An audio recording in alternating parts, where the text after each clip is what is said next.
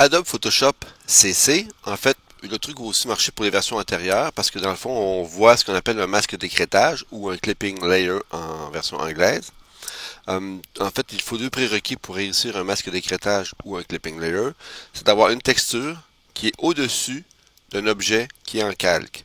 En fait, il faut que la texture, ou en fait, ça peut être une photo aussi, englobe l'objet en question. Alors, tout ce qui reste à faire quand on a ces deux prérequis-là, OK? Bon, si, exemple, tout à l'heure, moi, j'avais un fond blanc sur le personnage, alors j'ai enlevé le fond blanc. Il faut absolument que ce soit un objet en calque, mais pas un objet qui est carré. Alors, il faut qu'il y ait une forme quelconque pour que la texture puisse englober et qu'on sente que la texture prend la forme de l'objet. Maintenant, tout ce qui reste à faire, il y a deux possibilités pour réaliser un masque d'écrêtage. C'est en plaçant le curseur de la souris entre les deux calques, vraiment sur la ligne.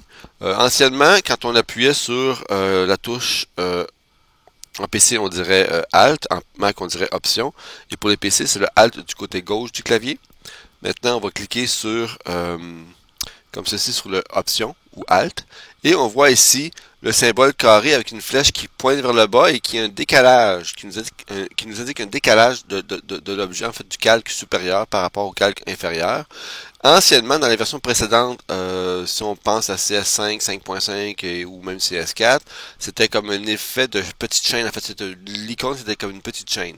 Alors, tout ce qui reste à faire, c'est de cliquer entre les deux comme ça, avec toujours la touche appuyée Alt et Option, et l'objet prend forme.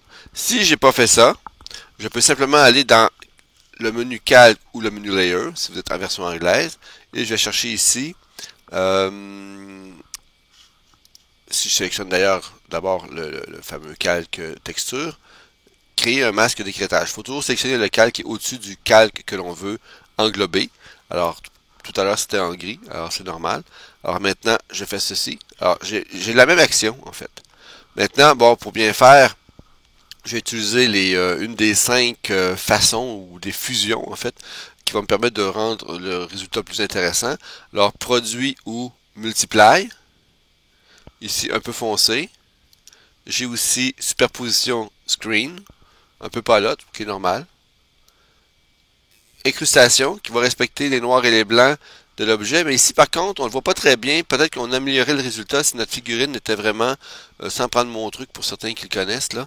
Alors dans Image, Réglage, je ne prendrai pas la fonction Opération, mais bien la fonction Réglage et Noir et Blanc, comme ceci. Et maintenant, on va mieux voir le résultat.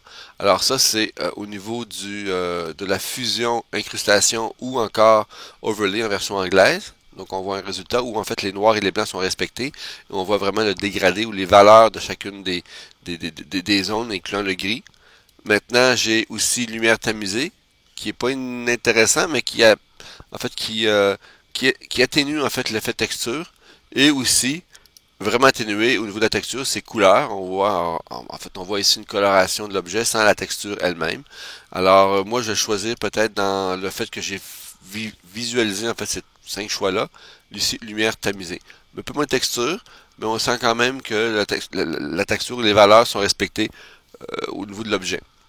Alors, un masque d'écrêtage ou un clipping layer, c'est tout aussi simple que ça à réaliser. C'est à votre tour d'essayer.